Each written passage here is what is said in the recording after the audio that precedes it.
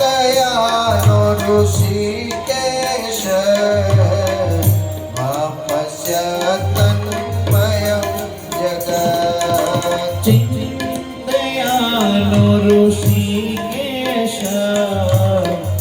મપસ્ય તન્મયં જગત. દયાનો ઋષિકેશ મપસ્ય તન્મયં જગત.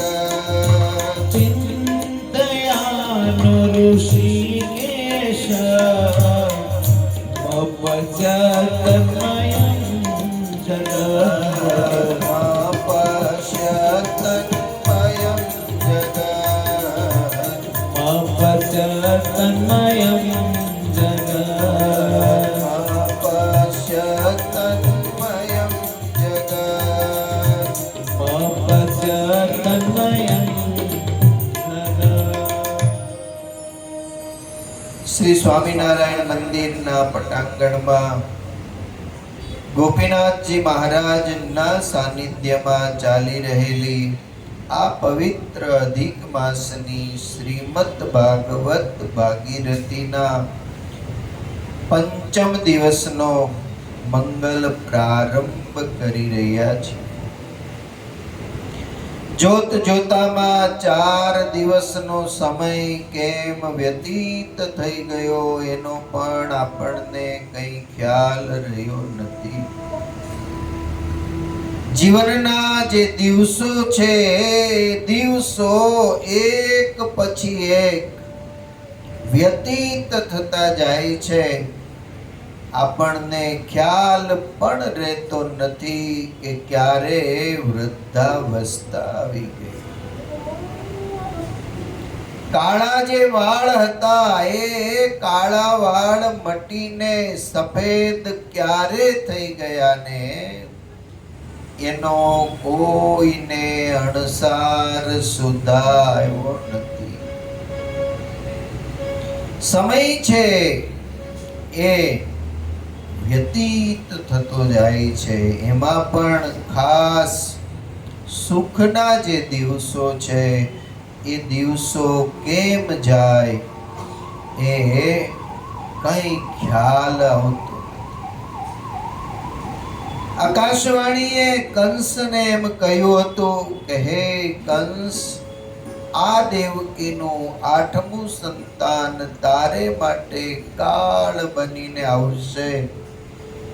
તે દિવસથી લઈને કંસ દિવસ અને રાત્રિ સતત ભગવાન ઋષિકેશનું, ભગવાન નારાયણનું ચિંતન કરી રહ્યો હતો. એના દિવસો અને રાત્રિ, અહીંયાથી મારો કાળ આવશે, અહીંયાથી મારો કાળ આવશે, અહીંયાથી મારો કાળ આવશે, એ મય આખા એ જગતને જોઈ રહ્યો હતો. એ દિવસે ન આરામથી બેસી શકતો હતો, ન રાત્રે શાંતિથી સૂઈ શકતો હતો. આપણને ભગવાનની એટલી દયા છે કે મૃત્યુનો ભય નથી. કાલે આવતું હોય તો આજ ભલે આવે, અને આજે આવતું હોય તો એ અત્યારે ભલે આવે. આ ગોપીનાથજી મહારાજના સાનિધ્યમાંથી લઈ જાય તો અક્ષરધામ સિવાય બીજે થોડી જઈ શકાય કે? આ પરિસરમાં કાળને પ્રવેશવાની મનાઈ છે. એટલે તો ભગવાનને પ્રાર્થના કરજો કે પ્રભુ આવો ને લેવા માટે. એ મંદિરમાં બેઠો હોય, ભગવાનનું ભજન કરતો હોય, ભક્તિ કરતો હોય, અને ત્યાંથી જ સીધા અમને અક્ષરધામમાં લઈ જાય. પણ આપણી પ્રાર્થના ભગવાન જો સાંભળે તો આપણું જીવન ધન્ય થઈ જાય. ઘણા ભક્તો એવા હોય છે, કથા સાંભળતા સાંભળતા એનું પ્રાણ પંખેરું ઉડી જાય છે. સુરતમાં અશ્વની કુમાર મંદિરની પ્રતિષ્ઠા હતી અને અમારા એક ભાઈ હતા બાબુભાઈ કરીને, આમ સોફા ઉપર બેઠા હતા, આ બાજુ કથા ચાલતી હતી અને બેઠા બેઠા એના શરીરમાંથી પ્રાણ નીકળી ગયો. એ જીવ કેટલો ભાગ્યશાળી હશે, હે? હરિની કથાને સાંભળતા સાંભળતા જેનો પ્રાણ જાય. આપણે ગાઈએ ને, ભક્તિ કરતા છૂટે મારા પ્રાણ, પ્રભુ એ વર માગું છું. गंगा जी का तट हो, यमुना का वंशी वट हो, मेरा सांवरा निकट हो, जब प्राण तन से निकले. प्रार्थना तो તમે ને હું આવી કરીએ છીએ, પણ આપણું પ્રારબ્ધ, આપણી ભક્તિ, આપણું ભજન હોય તો જરૂર આપણા મનની મહેચ્છાઓ પરિપૂર્ણ થાય છે, નહીતર મનની મનમાં રહી જાય અને પ્રાણ ક્યાં છૂટી જાય એનું કાંઈ નક્કી રહેતું. ચારેય બાજુ કંસને દેવકીનું આઠમું સંતાન અને પોતાનો કાળ દેખાતો હતો. આવી પરિસ્થિતિ કંસની હતી. કંસને જે દિવસે સમાચાર મળ્યા કે દેવકીના ઉદરમાં બાળક પોષાઈ રહ્યું છે, દેવકીના શરીરની કાંતિ વધી રહી છે, કંસને એમ થયું કે 7મો ગર્ભ સ્રવી ગયો છે અને 8મો મારો કાળ હવે દેવકીના ઉદરમાં આવ્યો છે. ચોકીદારો જે ચોકી પેરો ભરી રહ્યા હતા, એ ચોકીદારો 5ની જગ્યાએ 10 રાખ્યા છે, 10ની જગ્યાએ 20 રાખ્યા છે. ખબરદાર થઈને ચોકી પેરો ભરજો, કાળ ક્યાંય છટકી ન જવો જોઈએ, એનું ધ્યાન રાખજો. આટલા વર્ષનો સમય વયો ગયો, ઘણાને કાળ લઈને ગયો.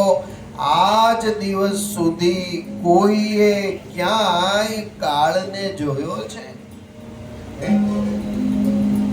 કોઈને લેવા માટે ભગવાન આવ્યા હોય, કોઈને લેવા માટે કાળ આવ્યો હોય, કોઈને લેવા માટે યમના દૂતો આવ્યા હોય, પણ આજ દિવસ સુધી આપણે ક્યાંય કાળને જોયો નથી. આ દેહમાંથી પ્રાણ ચાલ્યો જાય છે, પણ એ પ્રાણને આમ જતા જોયો નથી. એ પ્રાણ કેવો છે? સ્વામિનારાયણ ભગવાને કહ્યું, અણુ સરખો સૂક્ષ્મ છે. અણુને કદાચ જોઈ શકાય, પણ પ્રાણને જોવો, આત્માને જોવો બહુ કઠણ છે. આત્માની વ્યાખ્યા કરતા એમ લખ્યું, બાલાગ્ર શતભાગસ્ય શતધા કલ્પિતસ્ય ચ. આમ માથાના વાળને, અગ્રભાગને તમે પકડી લો, પછી એને કાપી નાખો. હાથમાં રહેલો ટુકડો જે હોય એ ટુકડાના 100 ભાગ કરો. 100 ભાગ કર્યા પછી 99 ભાગને ત્યાગ કરીને એક જે ભાગ વધે એને શતધા કલ્પિતસ્ય ચ, ઈ એક વધ્યો, એના ફરીને 100 ટુકડા કરો અને પછી જે એક ભાગ થાય ને એવડો આત્મા છે. હવે એ આત્મા આપણા શરીરમાં રહ્યો છે. શરીરમાં ક્યાં રહ્યો છે? તો કે શરીરમાં એક મુઠ્ઠી જેવડું હૃદય છે અને હૃદયની અંદર આત્મા રહેલો છે. ઈ અણુ સરખો સૂક્ષ્મ આત્મા છે. ઈ આત્મામાં પાછા પરમાત્મા રહેલા છે અને એ પરમાત્મા જ્ઞાન શક્તિએ કરીને સારા એ શરીરનું સંચાલન કરી રહ્યા છે. હૃદયે જીવવત જીવે યોંતર્યામી તયા સ્થિત. આવું સ્વામિનારાયણ ભગવાને શિક્ષાપત્રીમાં આપણને સૌને લખીને બતાવ્યું છે. છતાંય એ આત્મા મનુષ્યના દેહમાં આવ્યા પછી ક્યાંક એને સત્તા મળી જાય, અધિકારની પદવી મળી જાય, ક્યાંક લાખો ને કરોડો રૂપિયાનો એ માલિક થઈ જાય, પછી નાશ પામી જવાના સ્વભાવ વાળા શરીરમાં રહેલો એ આત્મા ધનનો ગૌરવ કરે છે, સત્તાનો ગૌરવ કરે છે. અરે પોતામાં કાંઈક કુદરતી શક્તિ રહેલી હોય તો એ શક્તિનું એને અભિમાન બહુ હોય છે. પણ આ જગતમાં જેણે જેણે અભિમાન કર્યા છે એ અભિમાનીના અભિમાન ભગવાને ક્યારેય કોઈના ટકવા દીધા નથી.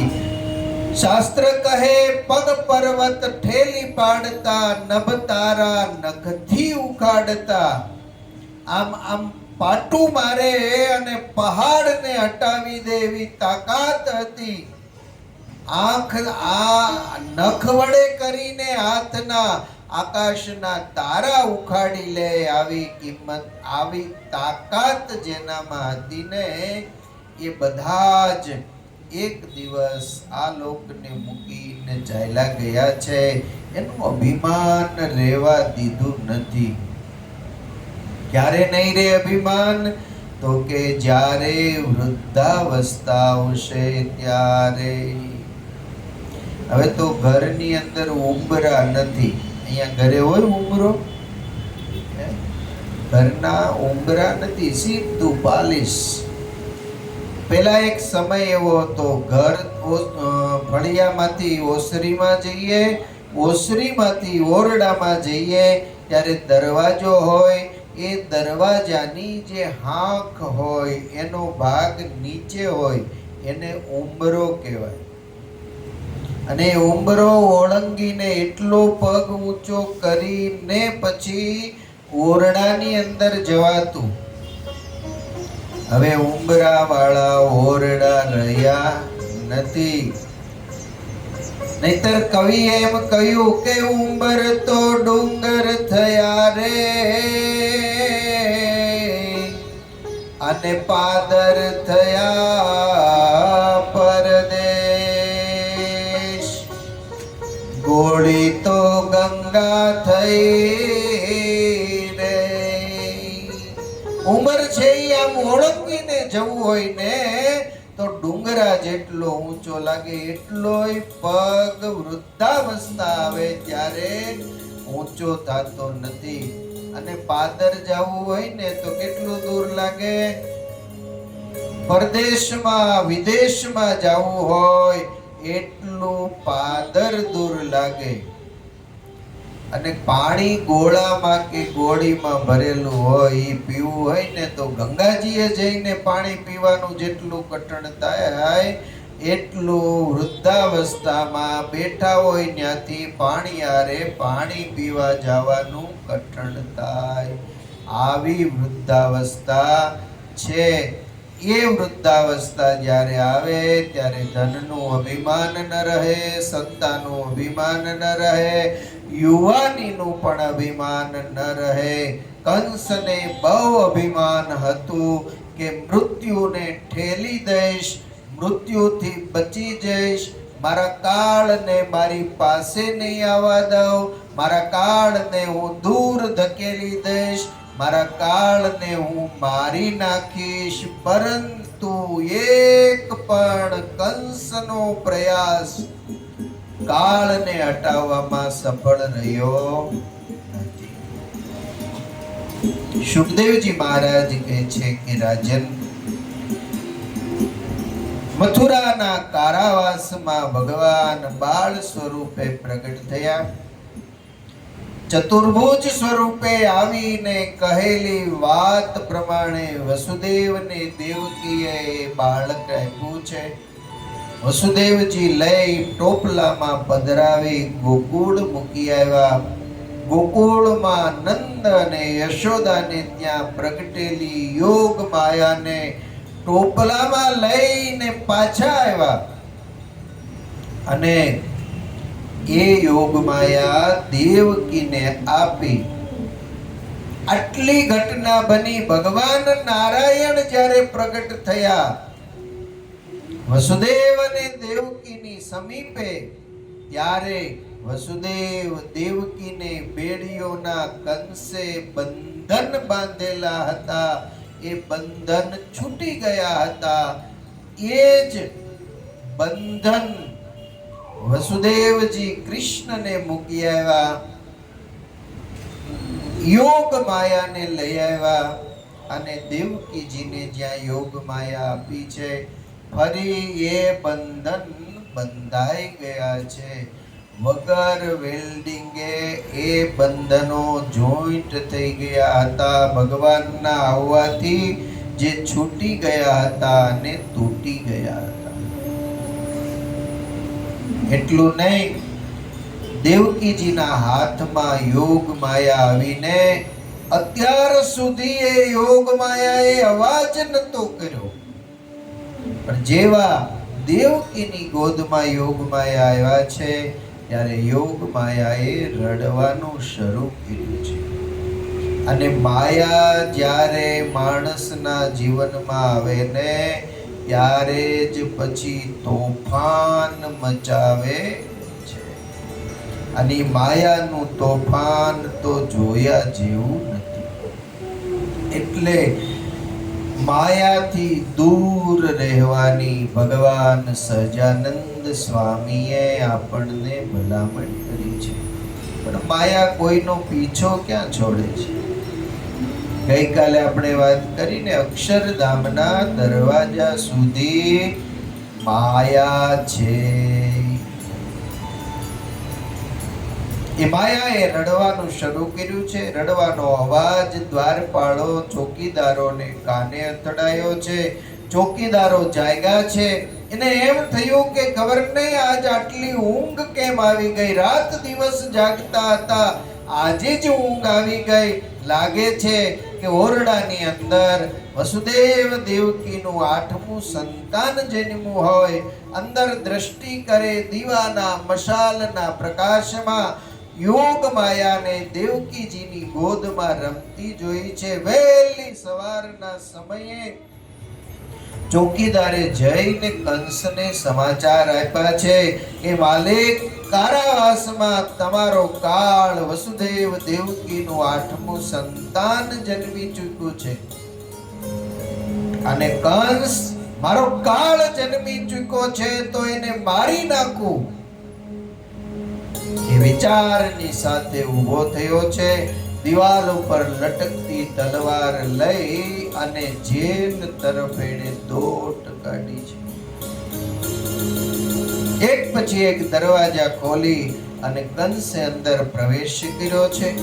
વસુદેવજી ઊભા થયા છે, દેવકીજી ઊભા થઈ ગયા છે. તાજી જન્મેલી યોગ માયા કંસના પગમાં મૂકી અને કહ્યું કે કંસ, 6 બાળકોના બલિદાન હસ્તે મોઢે આપ્યા છે. ક્યારેય તારી પાસે માગણી નથી કરી, ક્યારેય તારી પાસે કોઈ વિનંતી પ્રાર્થના નથી કરી, પણ 8મા સંતાન તરીકે આ દીકરી જન્મી છે.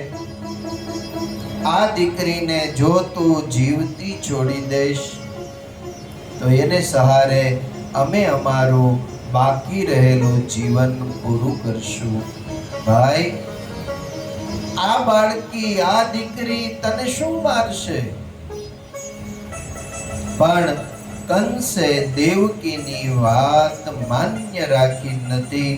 કંસે નીચા નમી બાળકીના પગ પકડી આ માથા ઉપર ફેરવી અને દિવાલની સાથે અથડાવવા જ્યાં જાય યોગ માયા હાથમાંથી છટકી ગઈ અને છટકેલી યોગ માયા કંસના માથામાં ટાપલી મારી અને કહેતી ગઈ, કિમ મયા હતયા મંદ જાત ખલુ તવાંત ક્રોધ.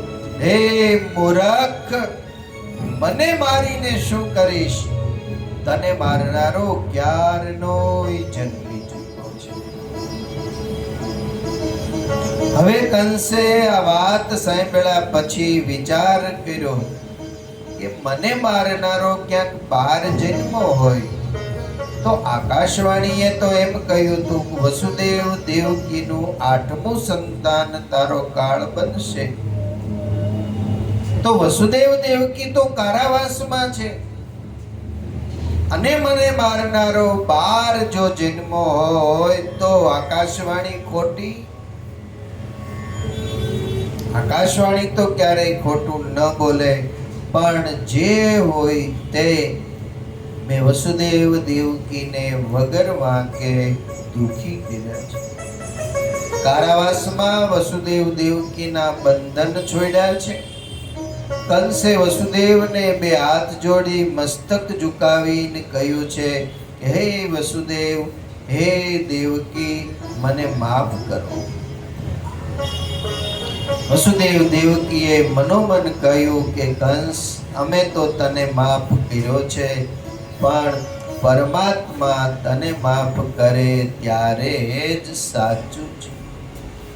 ભગવાન જ્યારે માફી આપે ત્યારે કંસ તું એમ માનજે કે તને સાચી માફી મળી છે. વસુદેવ દેવકીને મુક્ત કરી કંસ આવ્યો છે પોતાના મહેલે. સવારનો સમય થયો છે. મંત્રીમંડળની મીટિંગ થઈ અને મીટિંગમાં કંસે વહેલી સવારે જે ઘટના બની એ ઘટના એ મંત્રીઓની સન્મુખ મૂકી વાત કરી છે કે આજે વહેલી સવારે આવું બન્યું છે. વસુદેવ દેવકીનું 8મું સંતાન દીકરો નહીં જન્મતા દીકરી જન્મી. એને મારવાનો પ્રયાસ કરતા એ મારા હાથમાંથી છટકી ગઈ, માથામાં ટાપલી મારતી ગઈ અને આવું કહેતી ગઈ છે. તો મને એ વિચાર થાય એ મારો કાળ ક્યાં જન્મો છે. એક મંત્રીએ કહ્યું કે એમાં મૂંઝાવાની જરૂર નથી. એક કામ કરો, તમને મારનારો બહાર ક્યાંક જન્મી ચૂક્યો હોય ને તો તમારા બેન જે પૂતના છે એ પૂતના ઈચ્છા મુજબનું રૂપ ધારણ કરી શકે છે. એને સુંદરીનું રૂપ ધારણ કરાવી અને મથુરા શાસિત જે ગામડાઓ છે એ ગામડાની અંદર મોકલીએ. એમાં છેલ્લા 10 દિવસમાં જેને ત્યાં બાળક જન્મા હોય એને રમાડવાને બાને ગોદમાં લે અને મારી નાખે. એમાં વસુદેવ દેવકીનું 8મું સંતાન અને તમારો કાળ પણ આવી જશે. તમારે કાંઈ મૂંઝાવાની જરૂર નથી. કંસનો પાપનો જે ઘડ્યો હતો એ અધૂરો હતો. એ અધૂરા ઘડાને ભરવા માટે આ મંત્રીમંડળે આવો ઠરાવ કર્યો અને કંસની બુદ્ધિ છે એ બુદ્ધિને ભ્રમિત કરી છે. આ જગતમાં માણસનું બુરું કરનારું જો કોઈ હોય તો એના સલાહકારો જ બહુધા એનું ગુંડું કરે છે, એનું ખરાબ કરે છે. એટલે સોબત જ્યારે રાખીએ ત્યારે પણ સારા માણસની સોબત રાખીએ, જે મુશ્કેલીના સમયમાં, સંકટના સમયમાં, દુઃખના સમયમાં ક્યારેક આપણી વિચારધારા અટકી જાય એવા સમયમાં આપણે એની પાસે જ્યારે સલાહની માંગણી કરીએ ત્યારે આપણું હિત થાય એવી સાચી અને સારી સલાહ આપે. રામાયણમાં રાવણનું પણ ભૂંડું એના સલાહકારોએ કર્યું હતું. અહીંયા કંસના સલાહકારોએ પાપ કેમ વધે, કંસનું પાપનું પોટલું વજનદાર કેમ થાય એના માટેની સલાહ આપી છે. પૂતનાને ગોકુળમાં મોકલવાનો નિર્ણય કર્યો છે. સુખદેવજી મહારાજ કહે છે કે રાજન ચાલ હું તને ગોકુળમાં લઈ જાઉં. વસુદેવજી વહેલી સવારના સમયે રાત્રિના સમયે લાલાને ગોકુળમાં તો મૂકી આવ્યા. ગોકુળમાં ગયા પછી ત્યાં શું થયું એ હું તને કહું. સવારનો સમય છે અને સવારના સમયે નંદ બાબાને સ્વપ્ન થયું છે કે મારે ત્યાં બાળકનો જન્મ થયો. ઝબકીને નંદ બાબા જાગી ગયા છે. જાગેલા નંદ બાબાએ અવાજ કર્યો છે, કોઈ એક દાસી આવી. શું છે બાબા? નંદ બાબા કે મને સ્વપ્ન આવ્યું છે અને વહેલી સવારે જે સ્વપ્ન આવે ને એ સાચું પડે એવું હોય. શાસ્ત્રમાં એવું લખ્યું છે સવારના સ્વપ્ન હોય સાચા પડે. ભગવાન કરે તમને હવારમાં એવું સપનું આવે કે હું કરોડપતિ થઈ જાઉં અને પછી સપનું ગોપીનાથજી મહારાજની કૃપાએ સાચું થાય એવી ભગવાનને પ્રાર્થના કરીએ. શું કામ કરીએ ખબર છે? એ તમે કરોડપતિ થાવ, તમે અબજોપતિ થાવ તો આ ગોપીનાથજી મહારાજનું મંદિર નવું થઈ જાય ને, એટલા માટે ભગવાનને પ્રાર્થના કરવાની છે. અને ભગવાને જેને કરોડપતિ બનાવ્યા છે ને એને કરોડ કરોડ રૂપિયા આ મહા મહોત્સવમાં એટલે કે ભગવાનના મંદિરનું નવ નિર્માણ જ્યારે થાય ને ત્યારે વાપરવા માટેનો અવસર આપો છે એમ માની અને એમાં વાપરજો. ભેગું કરેલું ભેગું લઈ જવા દેશે. હું અહીંયા મુંબઈમાં રહેતો નથી એટલે મને બહુ ખબર નથી કોની કોની પાસે કરોડ કરોડ રૂપિયા છે, પણ જાજા કરોડપતિ મુંબઈમાં હશે. બે જણાએ 1 કરોડ ને 2 કરોડના 3 કરોડના ફ્લેટ લીધા એવું સાંભળ્યું છે. એટલે આ બધા કરોડપતિ જ કહેવાય ને.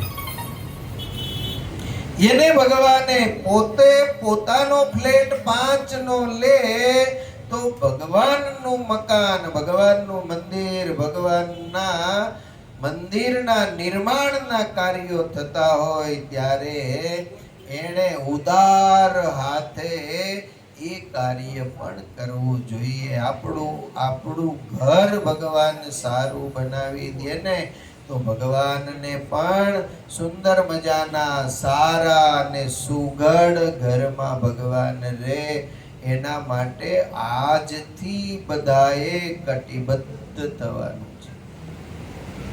અહીંયા મુંબઈમાં 1000 રૂપિયાની કોઈ વાત જ નથી. લાખથી શરૂઆત થાય. 1000ની મુંબઈમાં વેલ્યુ છે નહીં. એટલે ભગવાને જેને લક્ષ્મી આપી છે ને એ લક્ષ્મીને વાપરવાનો અવસર પણ ભગવાન આપશે. નંદ બાબાને વહેલી સવારનું સ્વપ્ન સાકાર થયું. દાસીએ આવીને માં જ્યાં સૂતા છે ત્યાં જોયું છે બાજુમાં બાળ પ્રભુ રમી રહ્યા છે. નંદ બાબા પાસે જઈને કહ્યું, બાબા વધાઈ હો, તમારું સ્વપ્ન સાચું થયું. બાબા, યશોદા મૈયાએ બાળકને જન્મ આપ્યો. મારે ત્યાં લાલો ભયો. નંદ બાબા ઊભા થઈ ગયા છે. ગોપીને દાસીને કહ્યું કે ગોકુળમાં જઈને સમાચાર આપો, મારે ત્યાં લાલો ભયો. અને વહેલી સવારના સમયમાં ગોપીઓને જેને ગોપને સમાચાર મળ્યા છે એ બધા માખણ મિશ્રી દૂધ અને દહીં લાવી લાવી અને નંદ બાબાને વધાઈ આપી રહ્યા છે. બાબા ધન્ય હો, ધન્ય હો, ધન્ય હો. આંગણામાં સૌ નાચે છે, કૂદે અને ગાઈ રહ્યા છે. એ ધન્ય ધન્ય જશોદાનંદને હારે.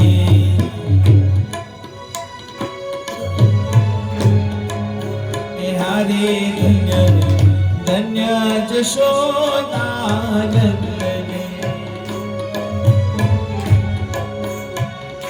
એ ઘણા હેતે મળ્યા ગોવિંદને જીરે. ઘણા હેતે મળ્યા ગોવિંદને જીરે. ધન્ય ધન્ય જશોદાનંદને. તાલી વગાડી અને બધાય ગાઓ.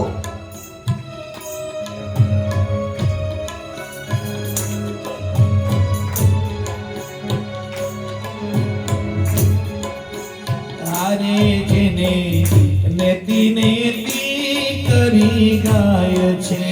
હારે જેને નેતિ નેતિ વેદ ગાય છે. એ હારે ને નેતિ નેતિ વેદ ગાય છે. હે હારે જેને નેતિ નેતિ વેદ ગાય છે.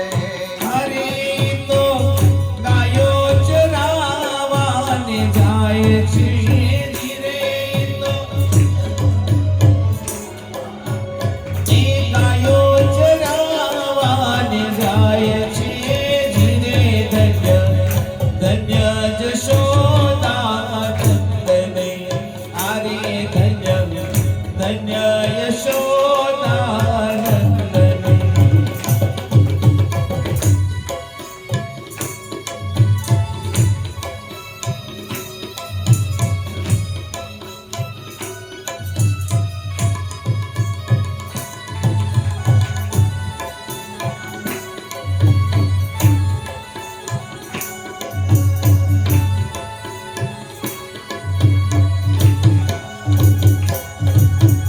હારે જીનો ધ્યાન જોગી મન માધરે. હારે જેનું ધ્યાન જોગી મન માધરે. એ હારે જીનો ધ્યાન જોગી મન માધરે. હે હારે જેનું ધ્યાન જોગી મન માધરે. એ હારે તો પુત્ર થઈને ઘરમાં ફરે. ધીરે તો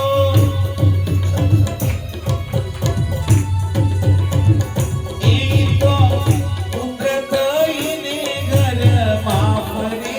ધીરે ધન્ય ધન્ય યશોદાનંદને. હારે ધન્ય ધન્ય યશોદાનંદને.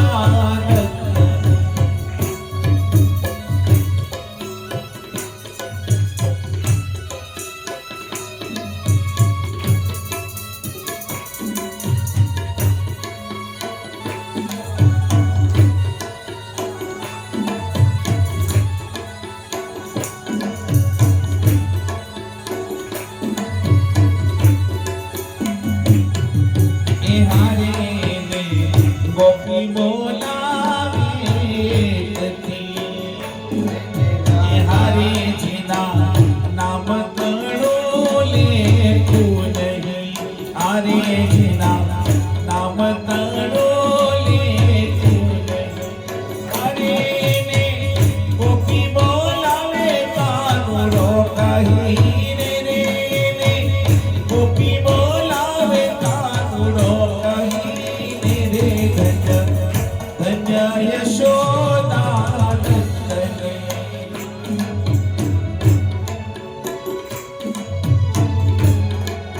એ હારે ધન્ય ધન્ય જશોદાનંદને.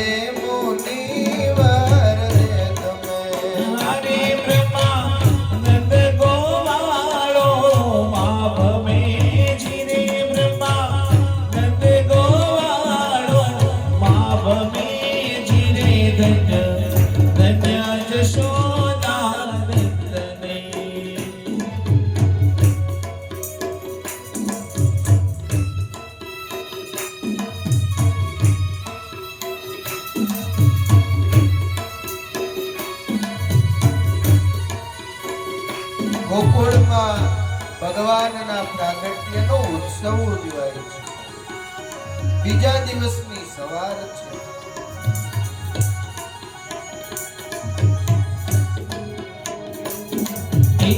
વાલો લાગે મને નંદ બાવાનો નેહ જો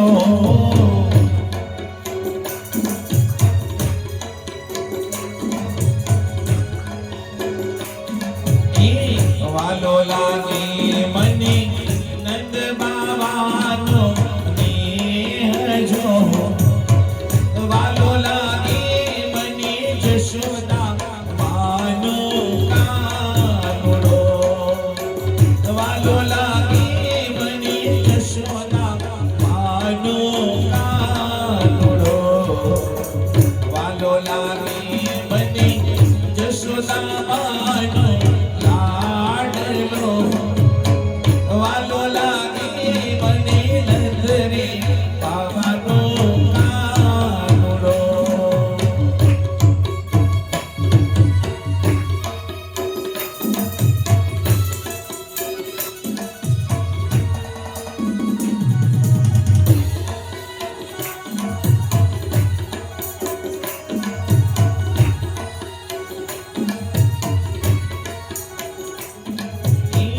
વાલા લાગે મને ગાયુના ગોવાળ જો વાલા લાગે મને ગાયુના ગોવાળ જો કામધેનુના વાલા મીઠડા દૂધ જો કામધેનુના વાલા મીઠડા દૂધ જો વાલો લાગે મને નંદ બાવાનો નેહ જો વાલો લાગે મને જશોદા માનો ટોટલો વાલો લાગે મને જશોદા તારો ટોટલો ગોપાલ મારો પારણી ઝૂલે ગોપાલ મારો પારણીએ એ ઝુલાવી ગોકુળની ગોપી રે ગોપાલ મારો પારણી ઝૂલે રે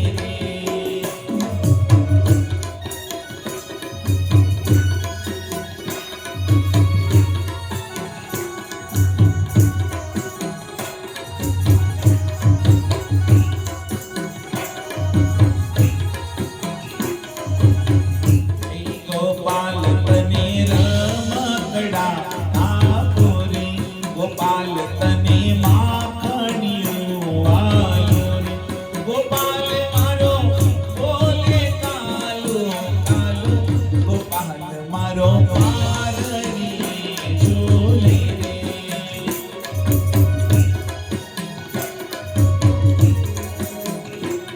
ગોપાલ તને ઝાંઝરિયું પહેરાવો કે નાના નાના ડગલિયા પહેરાવો કે પ્રાત સમય આવીને રે ચગાડો ગોપાલ મારો પારણી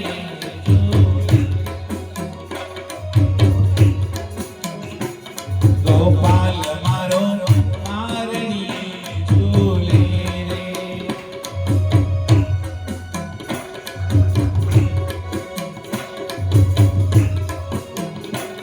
ગોપાલ મારો પારણી ઝૂલે રે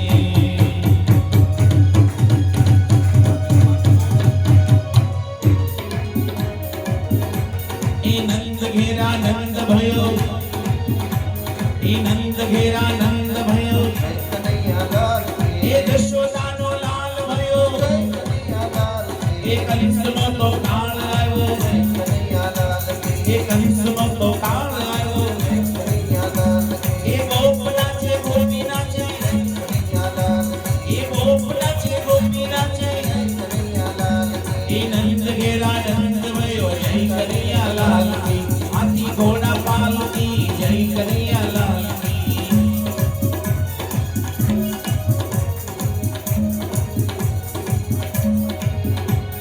એ હારી તો બિલ ગુલાલ ઉડાડે એ હારે મારગડે મહી છટકાવે ગોરસ રસ રે લાવે હો ગોરસ રસ રે લાવે ગોકુળમાં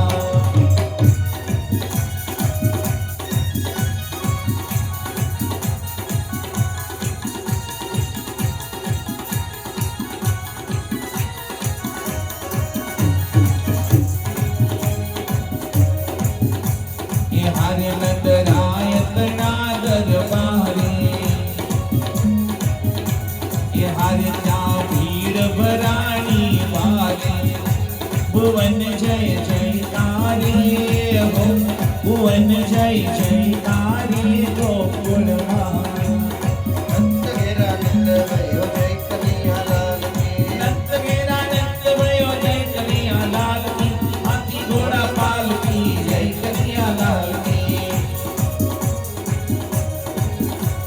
નંદ ઘેરા નંદ ભયો જય કનૈયાલાલ કી હાથી ઘોડા પાલકી જય કનૈયાલાલ એ નંદ ઘેરા નંદ ભયો જય કનૈયાલાલ કી હાથી ઘોડા પાલકી જય કનૈયાલાલ કી એ છેડો છેડો હોડોરી ગુલાલ બાલાજી આજે ગોકુળમાં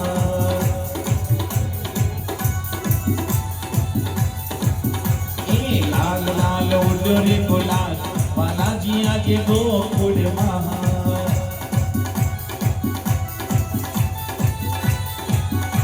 એ નંદજીને દ્વારે રે આવ્યો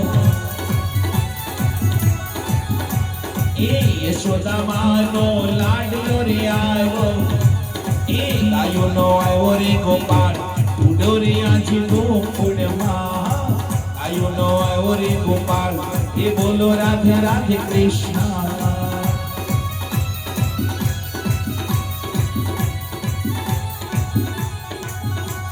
એ ગાયકનો આજ ગોવાળ આવ્યો નંદજીના દ્વારે રે આવ્યો એ ગોપીઓનો આવ્યો જોને પ્રાણ રાધે રાધે રાધે કૃષ્ણ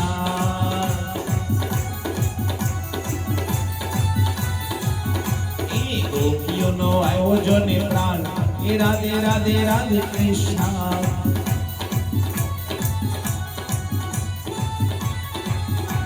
એ ગોપીઓનો પ્રાણ આવ્યો ગાયનો ગોવાળ આવ્યો કંસનો તો કાળ આવ્યો જશોદાનો બાળ આવ્યો નંદજીનો લાલ આવ્યો ગાયનો ગોપાળ આવ્યો એ યશોદાનો પ્રાણ આવ્યો રે ગોકુળમાં આવ્યો રે ગોકુળમાં આવ્યો રે ગોકુળમાં એ આવ્યો રે ગોકુળમાં આવ્યો રે ગોકુળમાં હરે ધન્ય ધન્ય જશોદાનંદને હારે ઘણા હિતે મળ્યા ગોવિંદને જીરે ધન્ય ધન્ય યશોદાનંદને હારે ધન્ય ધન્ય જશોદાનંદને નંદ અને યશોદાનું જીવન સરળ છે. જેનું જીવન સરળ છે એને ત્યાં ભગવાન પધારે છે. યશો દદાતી ઇતિ યશોદા, બીજાને યશ આપે એનું નામ યશોદા છે. કામ પોતે કરે અને એ કામનો યશ કોને આપે? બીજાને આપે. મેં કર્યું એમ નહીં, આ બધા જ મારી સાથે હતા એટલે થયું છે.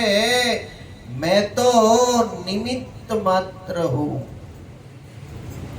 હનુમાનજી મહારાજ લંકામાં સાગરનું ઉલ્લંઘન કરીને ગયા, પણ જ્યારે રામજીએ રાજીપો વ્યક્ત કર્યો ને ત્યારે કહ્યું કે આ કામ મારું નથી, આ કામ આ બધા જ મારી સાથે હતા એટલે થયું છે. કાર્ય પોતે કરે, એનો યશ બીજાને આપે, એનું નામ યશોદા છે. અને ખરેખર આપણને તો ભગવાને નિમિત્ત બનાવ્યા હોય, આપણને ભગવાન યશ આપવા માટે આપણા દ્વારા કાંઈક સારું કાર્ય કરાવતા હોય, એનું અભિમાન આપણે ક્યારેય લાવવું જોઈએ નહીં. આજે સારા એ ભારત વર્ષમાં ભગવાન નારાયણ એની માં તરીકે સૌથી વધારે કોઈનું નામ પંકાયું હોય, કોઈનું નામ ગવાયું હોય તો એ યશોદાનું છે. હા, જન્મદાત્રી માં દેવકી જરૂર છે, પણ કૃષ્ણની વાત જ્યારે આવે ત્યારે દેવકી નંદન કરતા પણ યશોદાનંદન નામ છે ને એ બધાને વધારે વાલું લાગે છે. એ નંદ અને યશોદાનો જાયો ભગવાન બાલકૃષ્ણલાલ અહીંયા પધાર્યા છે. બીજાને માન આપવે અને પોતે અપમાન સહન કરે, એનું નામ યશોદા છે. આજે માણસ છે એ માનનો બહુ ભૂખ્યો છે. એને ખાવાનો આપો તો બહુ વાંધો આવે નહીં, પણ જો એને માન નો આપો ને તો મોઢું બગાડે. એને ભોજનની જરૂર નથી, એને માનની જરૂર છે. આવો આવો આવો ભાઈ, તમે તો બહુ મહાન છો, એમ કરીને તમે વખાણ કરો. એ વખાણ છે ને એને બહુ, એને એવી ખબર નથી કે મારા જેવા કાળા માથાના માનવી આ જગતની અંદર કેટલાય રખડે છે. એટલું નહીં, કેટલાય આ લોકમાં આવીને ચાલ્યા ગયા. અહીંયા જે આવે છે એમાંથી કોઈને કાયમને માટે અહીંયા રહેવાનો પરમાનો ઈશ્વરે કોઈને આપ્યો નથી. અને શાસ્ત્રકારો ને સંતો એમ કહે છે કે જ્યારે પોતાની જાતને શ્રેષ્ઠ માનવાનો વિચાર આવે તે દિવસે વિશ્વનો જે નકશો છે ને એ વિશ્વના નકશાને એકવાર દિવાલ ઉપર ટીંગાડી અને જોઈ લેવાનું. એક શેઠે બંગલો બનાવ્યો બહુ મોટો, 20 વીઘામાં જબરજસ્ત ગાર્ડનિંગ કરી અને બંગલો બનાવ્યો. પછી જે આવે એને બધાને બંગલો બતાવવા લઈ જાય, આવો આવો એમ કરીને. અને બંગલો બતાવવા લઈ જાય. એમાં આ સિટિંગ રૂમ છે, આ ડાઇનિંગ રૂમ છે, આ કિચન છે, આ એક બેડ, આ એક બીજો બેડ, આ ત્રીજો બેડરૂમ, આ ચોથો બેડરૂમ, આ મારા બાળકનો ભણવાનો રૂમ, આ મારી દીકરીનો ભણવાનો રૂમ, આ બેસવાનો, આ જીમનો રૂમ, આ થિયેટરનો. ભાઈ મોટા માણાના બંગલામાં બધાય રૂમ જુદા જુદા હોય અને નાના માણાના મકાનમાં બધું એક રૂમમાં આવી જાય. તમને ખબર છે, એક ભાઈને ત્યાં મુંબઈમાં મહેમાન આવ્યા. પછી મહેમાન આવ્યા એટલે આવવાનો સમય હતો, એ બધાને જુદો જુદો હતો કે આવો આવો, આદર પ્રેમ બધો બહુ. ઘરે જ્યાં આવે ને તો 4-5 પરિવારના સભ્યો, 10 બાય 10 ની રૂમ, કિચન એમાં, બેડરૂમ એમાં, ડ્રોઈંગ રૂમ એમાં, બધું જ એમાં, ડાઇનિંગ એમાં. એટલે એ મહેમાન વિચાર કરે કે અહીંયા આવ્યો તો ખરો, પણ હવે રાત્રિનો સમય થશે ત્યારે સોવડાવશે કેમ? થોડીક વાર થઈ, જમીને બેઠા એટલે છોકરાઓ છે ને સવારે સ્કૂલે જવાનું હોય, એ તો સૂતા. આ બે કે હાલો આપણે બજારમાં જઈ આવી. ઈ ગરદણી ને મહેમાન બે બજારમાં ગયા. બજારમાં રાઉન્ડ લગાવીને 10 વાગે આવ્યા ને તો છોકરાની જોડી કરીને આમ ખીતીએ ટીંગાડી દીધા હતા અને બીજા 2 પથારી પાથરી દીધી હતી. લ્યો અહીંયા તમે બે અહીંયા હોઈ જાઓ. ઈ બે ત્યાં સૂઈ તો ગયા, પણ ઈ મહેમાન કે હવારે હું જાગ્યો ને તો હું ખીતીએ લટકતો હતો.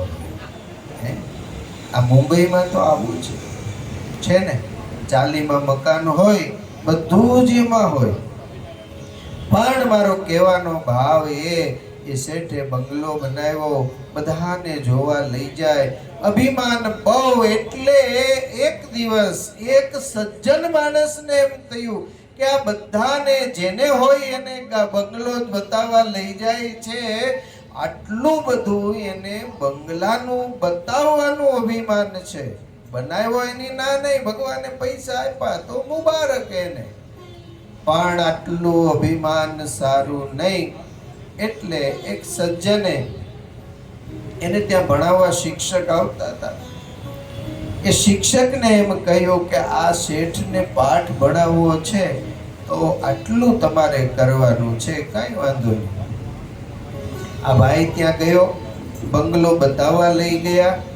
એમાં 2-4 છોકરા નાના નાના હતા, એને એક શિક્ષક ભણાવતા હતા. એટલે બતાવતા બતાવતા એ ઓરડામાં લઈ ગયા. ઓરડામાં ગયા એટલે શિક્ષકે એમ કહ્યું કે શેઠ, આટલા દિવસથી હું તમારા છોકરાને ભણાવવા માટે આવું છું, તો તમારા છોકરાને શું શું આવડ્યું છે એ બતાવો.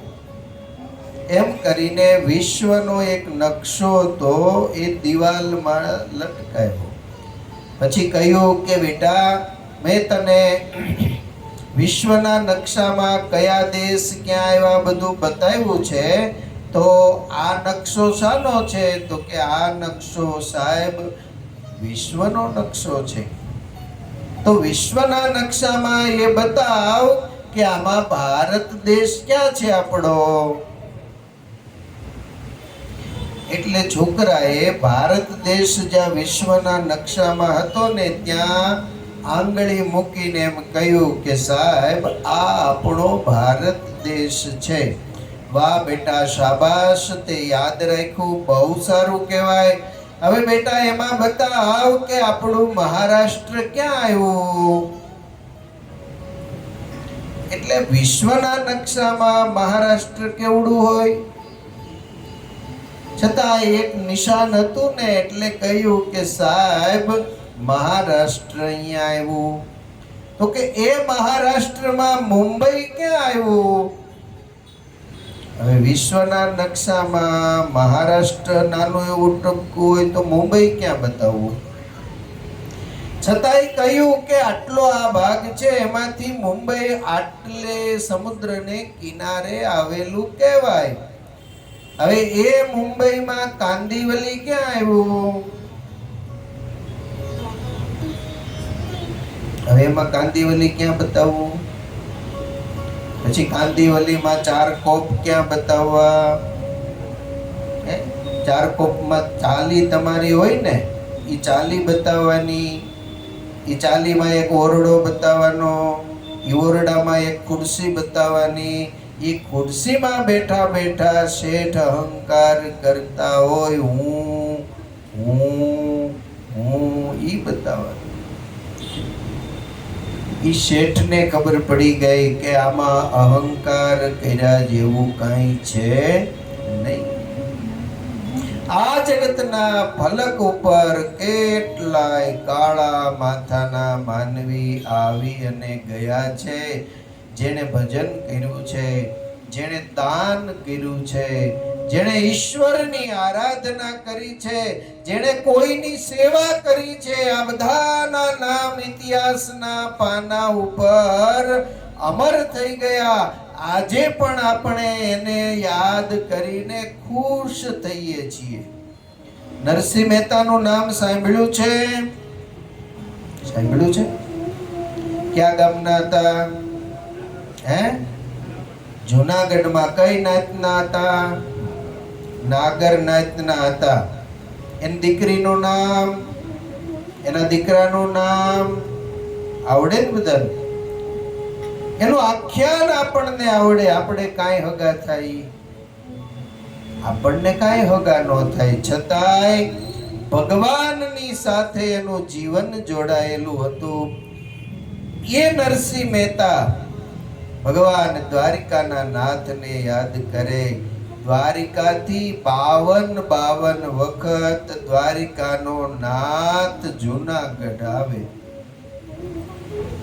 એટલે એનું જીવન ભગવાનની સાથે જોડાયેલું હતું. એટલે આપણી એની સાથે ઓળખાણ છે. મીરાબાઈ રાજસ્થાનમાં થઈ ગયા, મેવાડમાં થઈ ગયા, પણ મીરાનો ઇતિહાસ આપણને બધાને ખબર. આપણા સંપ્રદાયના દાદા ખાચરનું નામ બધાને મોઢે હોય. ક્યાં ગામમાં રહેતા હતા? હે? દાદા ખાચરનું ગામ ગઢડા. દાદા ખાચર છે ગઢપુરના દરબાર હતા. સુરા ખાચર હે લોયા ગયા છો? કોણ કોણ ગયું? આ 4-5 જણા લોયા ગયા છે. બાકી લોયાને યાદ કરીને રીંગણા બહુ ખાધા બધાએ. હે? દર વર્ષે શાકોત્સવ કરો છો ને? એ લોયાને યાદ કરીને શાકોત્સવ કરીએ છીએ.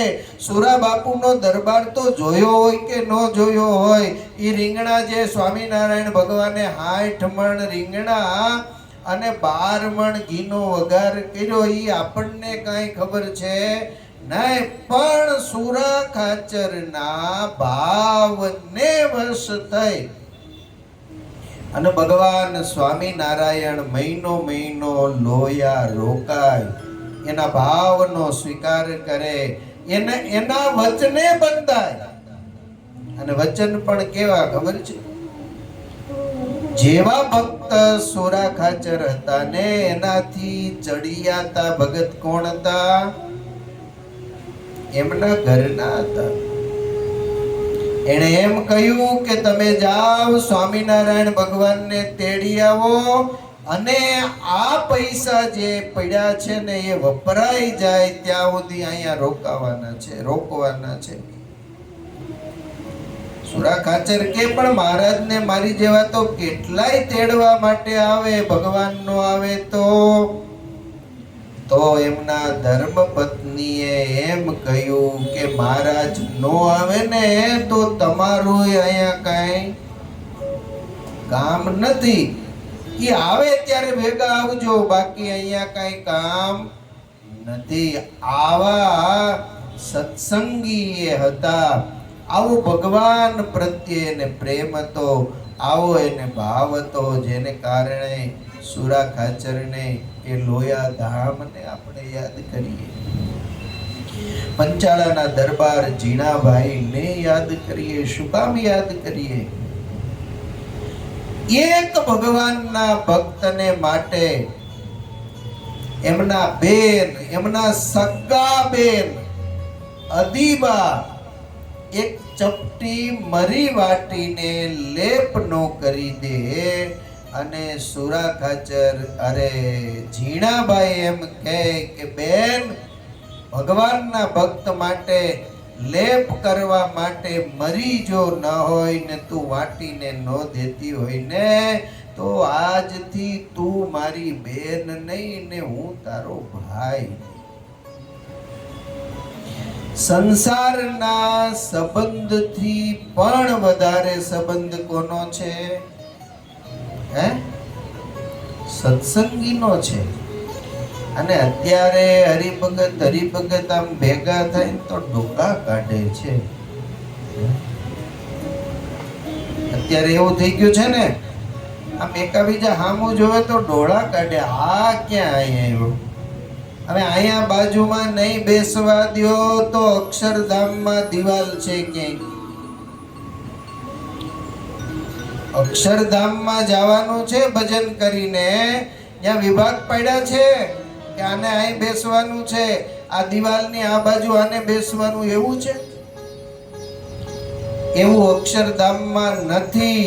ત્યાં તો ગોઠણે ગોઠણ દબાવીને બેસવાનું છે, બ્રહ્મ થઈને બેસવાનું છે, બ્રહ્મ ભાવને પામીને બેસવાનું છે. અહીંયા ડોળા કાઢતા રહેશો, અણગમો વ્યક્ત કરતા રહેશું, મોઢું બગાડતા રહેશું તો અક્ષરધામમાં નહીં જવાય, નહીં જવાય, નહીં જવાય. શૂન્ય જ્યારે બની જઈશું ત્યારે ભગવાનની પાસે જવાશે. શૂન્ય થઈ ગયા છીએ આપણે. શૂન્ય કોઈ દિવસ આમ ગર્વ કર્યો કે હું ઝીરો છું એમ?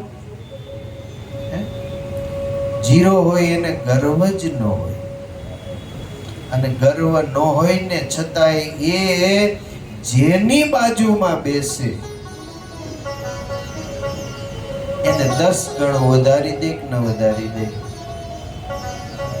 શૂન્ય છે એ ગમે એની બાજુમાં બેસે. આપણે કોકને કહીએ કે ભાઈ ફલાણા ભાઈ તો હમણાં ઝીરો થઈ ગયા. ઝીરો થઈ ગયાનો મતલબ એને વેપારમાં ધંધામાં ખોટ ગઈ, અથવા તો કઈ એવું થયું અને પોતાનું બ્રેન ડેડ થઈ ગયું, એને આપણે એમ કહીએ કે ઝીરો થઈ ગયો. એ ઝીરોની કિંમત કરી કઈ? એની કઈ કિંમત નથી. છતાં પણ એ ઝીરો, છતાં પણ એ શૂન્ય એકની બાજુમાં બેસી જાય એટલે 10 ગણું થઈ જાય. બેની બાજુમાં બેસી જાય તો 20 થઈ જાય. શૂન્યની આટલી કિંમત છે. જે શૂન્ય થઈ ગયા એ બધાયના નામ ઇતિહાસના પાના ઉપર લખાઈ ગયા. સંત તુકારામ થઈ ગયા, થઈ ગયા ને? સંત જ્ઞાનેશ્વર થઈ ગયા, સંત ચાંગદેવ થઈ ગયા. અને આ ચાંગદેવ સંત થઈ ગયા. એટલા બધા સમર્થ હતા, એટલા બધા સમર્થ હતા. ચાંગદેવ તુકારામને મળવા માટે ગયા ને ત્યારે સિંહ ઉપર સવારી કરીને ગયા. આપણે સિંહ ઉપર સવારી કરી શકીએ? એનો સ્વપ્ને વિચાર આવે કોઈ દિવસ? એને એમ થયું કે મારે મળવા જવું છે, તો સિંહની સવારી કરી અને મળવા ગયા. અને સિંહની સવારી કરીને જ્યારે મળવા ગયા ને ત્યારે થોડેક દૂર રહ્યા ત્યારે તુકારામ એક પથ્થર ઉપર બેઠા હતા. હવે આપણે આંગણે સાધુ આવે તો એને દરવાજા સુધી લેવા જવા પડે કે ન જવા પડે? તો ચાંગદેવ તુકારામને ત્યાં આવે તો એને સન્માન માટે તો જવું જ પડે.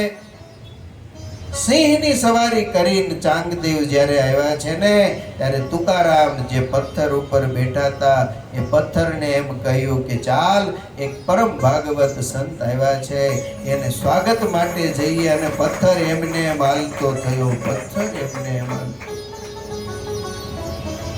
આ બધા જ વ્યક્તિઓ અહંકાર શૂન્ય જ્યારે થઈ જાય છે ત્યારે એના વચને જડ હાલતું થઈ જાય. જડ હાલતું, એમાં જીવ થોડો છે પથ્થરમાં?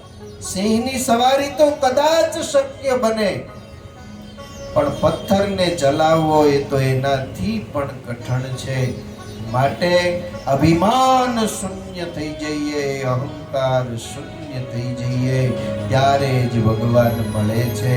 આ બધું ભગવાન કૃપા કરીને આપણને આપે છે. આપણે જે કાંઈ એમાંથી આપીએ છીએ એ થોડો ભાગ અર્પણ કરીએ. અને છતાંય પુષ્પની માળા જ્યારે પહેરાવાની થાય ત્યારે કોને પહેરાવાની થાય? રામજીભાઈને, દેવજીભાઈને, પ્રેમજીભાઈને સન્માન એનું થાય છે. ભગવાન કે આપું છું હું, તારા હાથે અપાવું છું અને યશ તને અપાવું છું. તારામાં એટલો ગુણ છે, તારામાં એટલા સારા સંસ્કાર છે, તું એક મારો ભક્ત છે, મારું ભજન કરે છે, મને યાદ કરે છે, તો એટલું તો મારું કર્તવ્ય બને છે કે યશ હું તને અપાવું. એ વાલો મારો પ્રેમને વશ થયા રાજી, વાલો મારો પ્રેમને વશ થયા રાજી.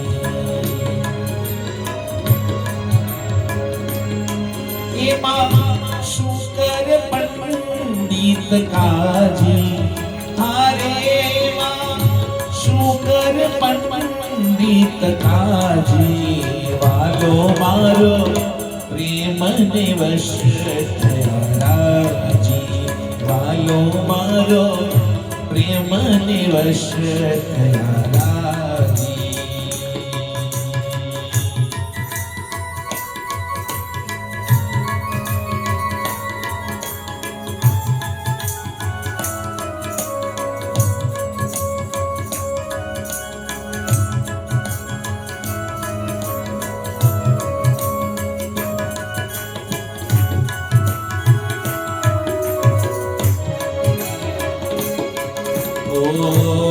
કર્મા બાઈનો ખીચડો આરોગ્યો, વિદુરની ખાતી છે બાજી. કર્મા બાઈનો ખીચડો આરોગ્યો, વિદુરની ખાતી છે બાજી. એઠા બોર શબરી નાર ખાધા, એઠા બોર વાલે શબરી ના ખાધા, છપ્પન ભોગ મેલા ત્યાગી, વાલે મારે છપ્પન ભોગ મેલા ત્યાગી, વાલો મારો પ્રેમને વશ થયા રાજી, વાલો મારો પ્રેમને વશ થયા રાજી.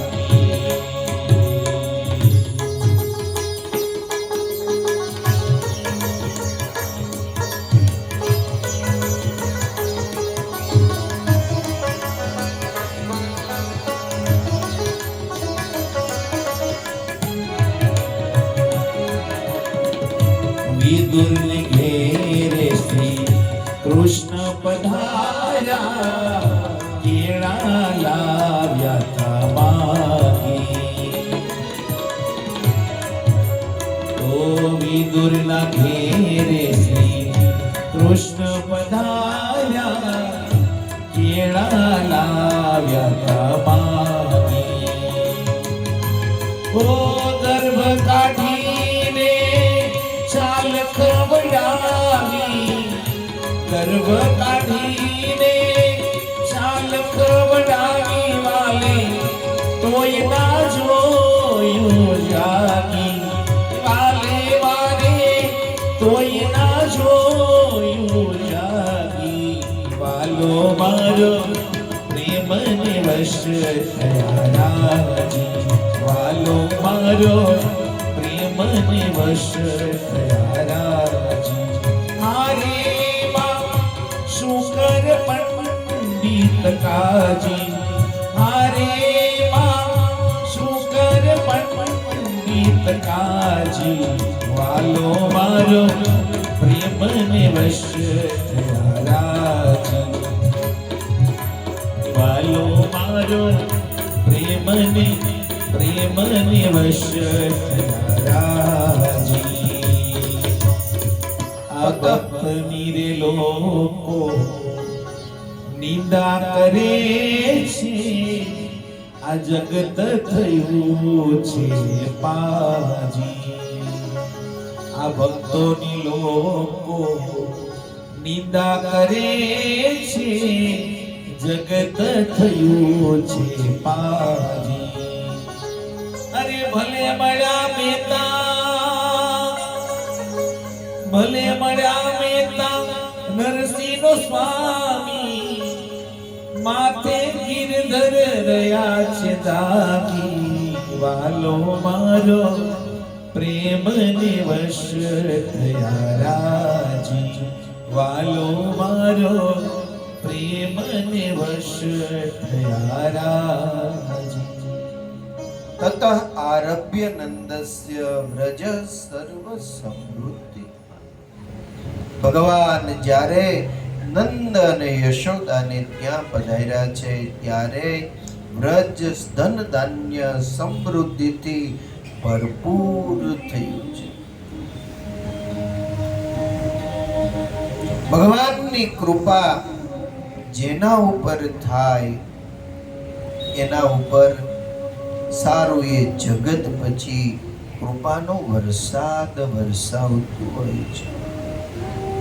નંદજીને ત્યાં જે આવે અને જે માગે એ નંદ બાબા દાનમાં આપતા હતા. ધનિક માણસોને ઘણીક વાર એમ થાય કે દાન આપીએ તો આમાં કઈ ખૂટી જશે. જગતનો ઇતિહાસ એમ કહે કે જેણે જેણે આપવામાં પાછું વાળીને જોયું નથી એને ત્યાં ઈશ્વરે કોઈ દિવસ ખૂટવા દીધું નથી. વીરડો જોયો છે? વીરડો એક સમય એવો હતો, બારમાસી નદી વહેતી. ગામડા ગામમાં, અહીંયા તો બહુ ખબર નથી, પણ એ બારમાસી નદી પાણીનું બીજું કોઈ સ્ત્રોત નહોતો. ત્યાં વાવ અને કુવા હોય એમાં પાણી હોય, અથવા તો પીવાનું પાણી પણ નદીએ ભરવા જવાનું હોય અને એ નદીમાં જુદા જુદા વીરડા ગાળેલા હોય. એ વીરડાની અંદર ગાળો ત્યારે ડોળું પાણી આવે, પણ પછી ધીમે ધીમે એ વીરડામાં રહેલું પાણી જેમ જેમ ઉલેચતા જાવ ને એમ ડોળું પાણી છે એ ઓછું થઈ જાય, શુદ્ધ થવા લાગે, ચોખ્ખું થવા લાગે. પછી એમાંથી હાંડો ભરો, એમાંથી ગોળી ભરો, એમાંથી ગાગર ભરો, એમાંથી બોગરણું ભરો, એમાંથી લોટો ભરો. આ બધું શું હશે? હાંડો ને ગોળી ને ગાગર ને બોગરણું. જોયું છે ને બધું? તમે તો વડીલ છો એટલે બધાએ જોયું હોય, પણ તમારે ત્યાં આજનું જે જનરેશન છે 18-20 વર્ષના, એને કહેજો તો ગોળી કોને કહેવાય?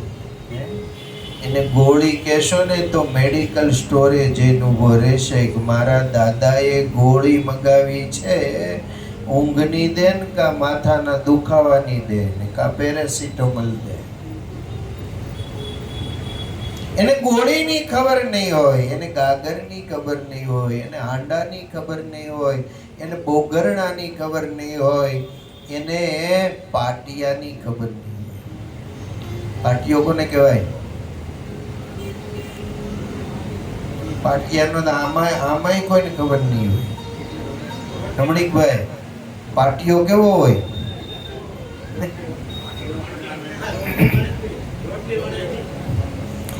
એ પાટિયો નહીં.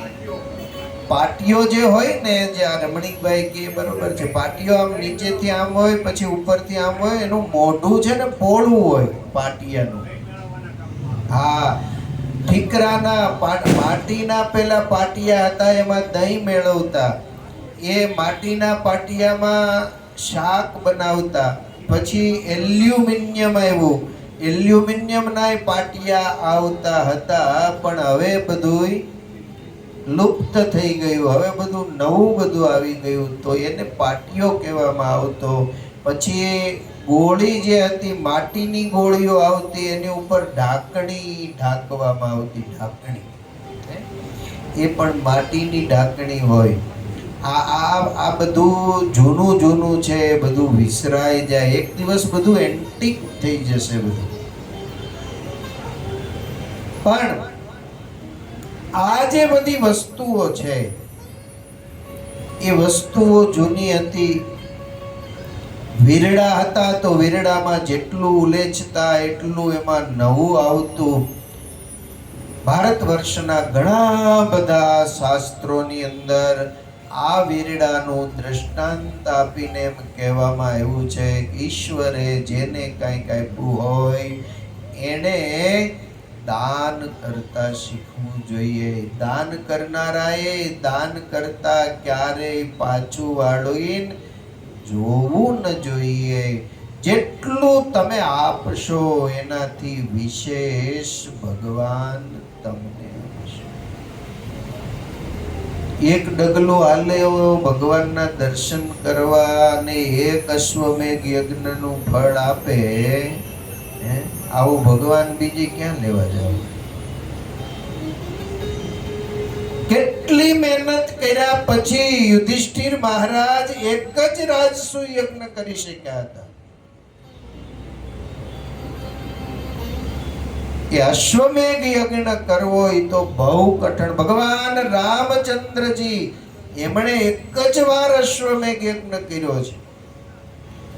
આ બધું કઠણ કામ છે. આપણે તો ખાલી ઘરેથી નક્કી કરીએ કે ગોપીનાથજી મહારાજના દર્શન કરવા જવું છે, ચાલીને જવું છે, ત્યાંથી ચાલતા ચાલતા અહીંયા સુધી પહોંચીએ. જેટલા ડગલા ચાલશું ને એટલા અશ્વમેઘ યજ્ઞનું ફળ મળશે. શરત એ છે મોબાઈલને સાયલન્ટ કરીને ક્યાંક મૂકી દેવાનો છે, નહીતર હાલતા હાલતા એમાં આમ જોતા જોતા હાલો હવે ક્યાંક ભટકાય ને અથડાય ને પડે અને હોસ્પિટલ ભેગો કરવો પડે. અશ્વમેઘનું ફળ તો આઘું રહી જાય. એમ નહીં, ઘરેથી નીકળીએ છીએ, દર્શન કરવા જઈએ છીએ ત્યારે સતત મનની વૃત્તિ, દેહની ક્રિયા ભગવાન નારાયણમય થઈ જાય તો અશ્વમેઘ યજ્ઞનું ફળ જરૂર મળે. પાંડવોએ જ્યારે યજ્ઞ કર્યો, દુર્વાસા ઋષિ આવ્યા. તમે સાંભળી છે ને કથા? હે, પાંડવો એને નિમંત્રણ આપવા માટે ગયા ત્યારે દુર્વાસા ઋષિએ એમ કહ્યું કે તમે જે યજ્ઞ કરો છો એ યજ્ઞનું ફળ મને આપી દો તો તમારે ત્યાં આવું. હવે કેટલી મહેનત કરી ત્યારે આ યજ્ઞ થયો. હવે એ યજ્ઞનું ફળ સીધું જ કાંઈ મહેનત વગરનું સાધુને આપી દેવાનું થાય, તકલીફ ન થાય? તમે સરસ મજાનો આ 5-25 વર્ષ મહેનત કરી અને બંગલો બનાવ્યો હોય કે ફ્લેટ લીધો હોય, પછી સાધુને પધરામણી કરવા લઈ જાઓ અને સાધુ એમ કે આનો દસ્તાવેજ કરાવી દો તો શું થાય?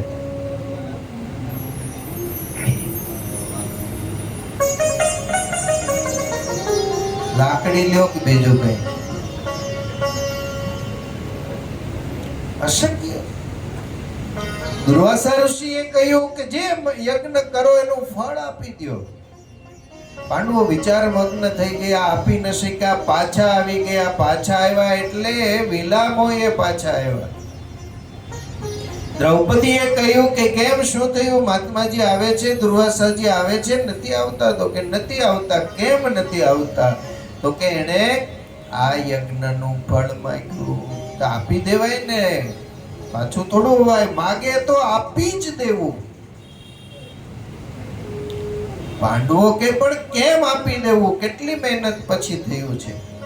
કાંઈ વાંધો નહીં, તમારાથી નથી આવ્યા, હું તેડી આવું. અને દ્રૌપદીજી નીકળ્યા છે. જ્યાંથી નીકળ્યા ત્યારથી એને ગણતરી કરી. 1 2 3 4 5 6 7 8 9 એમ કરતા કરતા નજીક જ્યાં પહોંચ્યા ને 5 હાથનું અંતર રહ્યું. 100 કદમ, 100 ડગલા પૂરા થયા. દૂર ઉભા રહી 2 હાથ જોડી મસ્તક ઝુકાવ્યું. મહાત્માજી વંદન હો, અમે સરસ મજાનો યજ્ઞ કરી રહ્યા છીએ. આપ અમારા યજ્ઞમાં પધારો, હું તમને યજ્ઞમાં પધારવા માટેનું નિમંત્રણ આપવા માટે આવી છું. દુર્વાસા ઋષિ કે હમણાં તમારા પતિ આવ્યા હતા, એને પણ પધારવાનું નિમંત્રણ આપ્યું, પણ મને એ યજ્ઞનું ફળ આપો તો આવું, એવી શરત મારી છે. દ્રૌપદી કે કેટલા યજ્ઞનું ફળ જોઈએ છીએ? તો કે તમે જે યજ્ઞ કરો છો એ એક જ યજ્ઞનું ફળ મારે જોઈએ છીએ. દ્રૌપદી કે કઈ વાંધો નહીં, આપીશ.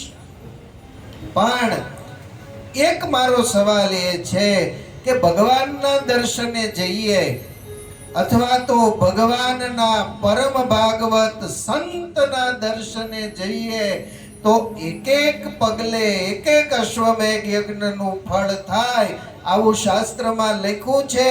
આ વાત સાચી કે ખોટી? દુર્વાસાથી ના પડાય. સનાતન સત્ય છે, લખ્યું છે કે એક પગલે એક અશ્વમેઘ યજ્ઞનું ફળ થાય. તમે પરમ ભાગવત સંત છો? દુર્વાસા ક્યાં? તો તમારા દર્શને હું આવી, જ્યાંથી નીકળી ત્યાંથી અહીંયા સુધીમાં 100 કદમ થયા છે, 100 પગલા થયા છે. 99 યજ્ઞનું ફળ, 99 અશ્વમેઘ યજ્ઞનું ફળ મને આપો, એક તમે લઈ લ્યો ને હાલો મારી હારે.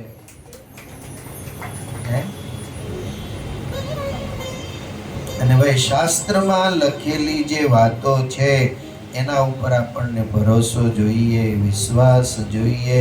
ભગવાન કહે જીવ ચાલે ડગ એક તો હું ચાલું ડગ 10. તમે એક ડગલું ચાલો તો ભગવાન સામે 10 ડગલા ચાલે. પણ તું કોરે કાટ તો હું લોઢાની લાટ છું. તારે મારે ક્યાં કઈ સંબંધ છે? એટલે તો પ્રેમી ભક્તને ભગવાન વશ થઈ જાય છે. અને પ્રેમી ભક્ત પણ એવો છે કે એકવાર સંકલ્પ થઈ જાય પછી એ જ્યાં સુધી આપી ન દે, પૂરું ન કરી શકે, ત્યાં સુધી એને ક્યાંય ચેન ન પડે. બલિ મહારાજે 3 ડગલા પૃથ્વી એના પિતા ગુરુએ ના પાડી છતાંય આપવાનો સંકલ્પ કર્યો. તો બલિ મહારાજને ખોટ ગઈ કે નફો થયો? ખોટ ગઈ કે નફો થયો? નફો થયો ને. જેને માટે વર્ષો સુધી જંગલમાં જઈ વરસાદની ધારાઓ સહન કરે, જેને માટે વર્ષો સુધી જંગલમાં જઈ તાપ સહન કરે, ખાવાનું મળે ન મળે કોઠા બોરા ખાય ને જીવન વિતાવે, વરસાદની ધારાઓ સહન કરે, ઠંડી સહન કરે, પહેરવાના કપડાય મળે કે ન મળે, અને ઈ દેહ દમન કરી રાધે કૃષ્ણના નામનો જાપ કરે. અને જે ભગવાન નો મળે એ ભગવાન બલિને ત્યાં આમ હામે દર્શન આપવા માટે એમને એમ ઊભા રહી જાય. આનાથી મોટું બીજું સદભાગ્ય ક્યું હોઈ શકે? આનાથી મોટું સદભાગ્ય ક્યું હોઈ શકે? ઓ પ્રેમી તે જનને વશ પાતળીયો, શ્યામ સુંદર સુખકારી રે, જાતિ વર્ણને રૂપે નરી જય, જાતિ વર્ણને રૂપે નરી જય, પ્રભુજીને ભક્તિ પ્યારી રે, પ્રેમી તે જનને વશ પાતળિયો. નંદ બાબાને ત્યાં જે આવતા ને જે માંગતા એ બાબા દાનમાં આપતા હતા. એક ભૂદેવને સમાચાર મળ્યા કે બાબાને ત્યાં ઘણો સમય વ્યતીત થયા પછી બાળકનો જન્મ થયો છે, લાવ બાબા પાસે જાઓ અને બાબાને વધાઈ આપી આવો. નંદ બાબાના આંગણામાં જઈને ભૂદેવ નાચવા લાગ્યા. બાબા જય હો, માં જય હો, નંદ ઘેરા નંદ ભયો, જય કનૈયા લાલ કી, નંદ ઘેરા નંદ ભયો, જય કનૈયા લાલ કી. નંદ બાબા કે ભૂદેવ શું છે? અરે બાબા, કેટલાય વ્રત કર્યા, કેટલાય જપ કર્યા, કેટલાય તપ કર્યા, ત્યારે તમારે ત્યાં લાલાનો જન્મ થયો છે. મને અતિ અતિ અતિ આનંદ થયો છે બાબા. એ આનંદ વ્યક્ત કરવા માટે હું આવ્યો છું. બાબા કે ભૂદેવ શું જોઈએ? તો કે કઈ નહીં. બાબા કે તમે અહીંયા આવ્યા છો તો મારે તમને કંઈક આપવું છે. 100 દૂધની ગાયો મારે તમને આપવી છે. હવે 100 દૂધની ગાય આપે તો એની ભેગા 100 વાછરડા હોય. તે ભૂદેવ તો બહુ રાજી, અતિ રાજી થઈ ગયા. અને અતિ રાજી થઈ ગયા એટલે નંદ બાબાએ કહ્યું કે લ્યો આ 100 ગાયોને લેતા જાઓ હારે. હવે ગોર બાપાનું ગામમાં નાનકડું એવું ઘર, આગળ ભૂદેવ અને પાછળ ગાયો લઈ અને આમ જ્યાં ગયા, ગાયો આવી, ખડકી ખોલી, અંદર ગાયો આવી, ખીલા ખોડીને માંડ્યા બાંધવા. ફળિયામાં ન અમાણી એટલે ઓસરીમાં ખીલા ખોડીને બાંધી, ઓસરીમાં ન સમાય તો ઓરડામાં ખીલા ખોડીને બાંધી, ગોરાણીમાં પાણી ભરવા ગયા હતા. ધીમે રહીને ગોરાણીમાં પાણી ભરીને આવે ને પોતાની શેરીમાં ગાયોનો વાછરડાને ઉભેલા જોયા. આમ તેમ કરતા કરતા ગોરાણીમાં ડેલીએ ખડકીએ આવ્યા. ખડકીએ ઉભા રહીને જ્યાં જુએ ત્યાં તો ફળિયામાં ગાયો અને વાછરડાઓ હતા. એ ધીમે ધીમે ગોરાણીમાં અંદર આગળ વધ્યા. એક ગાયે સેજ માથું આમ કર્યું અને ગાયનું શિંગ ગોરાણીમાના હાથમાં વાગ્યું. માથા ઉપર પાણીના ભરેલા મટકા હતા, મટકા માટીના હતા. ગોરાણીનું બેલેન્સ ગયું અને મટકા પડ્યા અને ફૂટ્યા. અને ગોરાણીમાં તાડુકા કે આ બધું શું છે? તો ગોર બાપા ઓરડામાં ગાય બાંધતા હતા ને, ત્યાંથી આવ્યા ઓસરીમાં. ઓસરીમાં આવ્યા એટલે ગોરાણી ઓસરીના પગથિયા ચડ્યા. ગોર બાપા કે નંદ ઘેરા નંદ ભયો, જય કનૈયા લાલ કી, નંદ ઘેરા નંદ ભયો. ગોરાણીમાં કે પણ છે શું? તો કે નંદ બાબાને ત્યાં લાલાનો જન્મ થયો હતો. તો કે હું બાબાને વધાઈ આપવા માટે ગયો હતો. બાબાએ 100 ગાયો દૂધની વાછરડાઓની સાથે આપી. અરે રે, તમને તે કાંઈ અક્કલ છે? અરે બાબા તો રાજી થાય તો 100 ની જગ્યાએ 1000 ગાય આપે. પણ તમારે તો વિચાર કરવો જોઈએ ને, આને બાંધશું ક્યાં? આને દોષે કોણ? આને ખવડાવશું શું? આ 20 વર્ષ ત્યાં લગ્ન થયા પણ હજી કાંઈ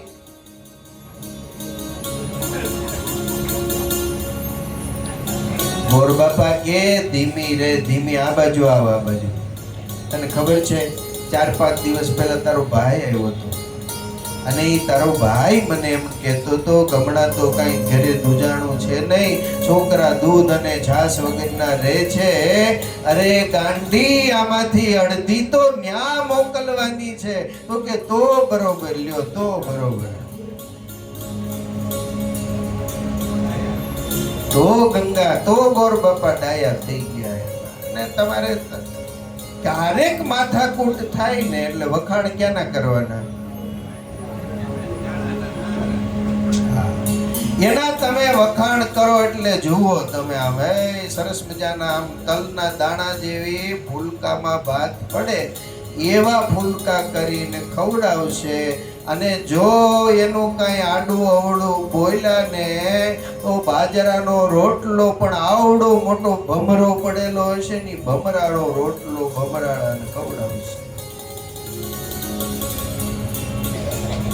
નંદ બાબાને ઘેરે, નંદ બાબાના આંગણામાં આનંદ અને ઉત્સવ થાય છે.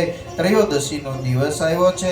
નંદ બાબાએ નક્કી કર્યું છે કંસને કર આપવાનો બાકી છે, કર આપી આવું. મારે ત્યાં લાલાનો જન્મ થયો છે, એ નિમિત્તની ભેટ પણ કંસને આપી આવું. અને નંદ બાબા પૈસા લઈ, ગાડું લઈ અને મથુરા ગયા છે કંસને કર આપવા માટે. કંસે આવકાર આપ્યો છે. કંસને બાબાએ કહ્યું કે તમારો કર બાકી હતો, આ કરની રકમ હું તમને આપવા આવ્યો છું. કંસે એમ કહ્યું કે બાબા, મેં એવું સાંભળ્યું છે તમારે ત્યાં એક દીકરાનો જન્મ થયો છે. બાબા કે હા, એ બાળકનો જન્મ થયો એની ખુશીમાં જેટલો કર આપવાનો તમને છે એટલા રૂપિયા તો આ છે જ, પણ બાળકના જન્મ નિમિત્તે રાજાને મારે કંઈક આપવું જોઈએ. તમે અમારા મહારાજા છો એટલે આ આટલી જ બીજી રકમ પણ તમને અર્પણ કરું છું. અને કંસ ઊભો થઈ ગયો. ઊભો થયેલો કંસ રાજી થઈ ગયો. રાજી થયેલા કંસે આમ હાથ ઊંચા કરીને કહ્યું કે બાબા, હું ઠાકોરજીને પ્રાર્થના કરું તમારા દીકરાના બધાય દુશ્મનો નાશ પામી જાય. આવી રીતે આશીષ આપ્યા, કર ભરી અને નંદ બાબા નીકળ્યા છે. આ બાજુ વસુદેવ દેવકીને કોઈકે સમાચાર આપ્યા છે કે નંદ બાબા ગોકુળથી મથુરા કંસને કર આપવા માટે આવ્યા છે. દેવકીજીએ વસુદેવને કહ્યું કે તમે જાઓ અને એ બાબા આવ્યા છે તો એને અહીંયા નિમંત્રણ આપી આવો. એ અહીંયા આવે, આપણે એની પાસે બેસીએ. આમે આપણી મિત્રતા એની સાથે છે તો થોડી વાર આપણે આંગણે આવે. તમે જાઓ. નંદ બાબાને પણ કર ભરીને નીકળ્યા એટલે વસુદેવની યાદ આવી છે. એને પણ એમ થયું કે અહીંયા મારો મિત્ર વસુદેવ રહે છે. વગર કારણે એમની સંપત્તિ અને સંતતિ આ બે નાશ પામી ગયું છે.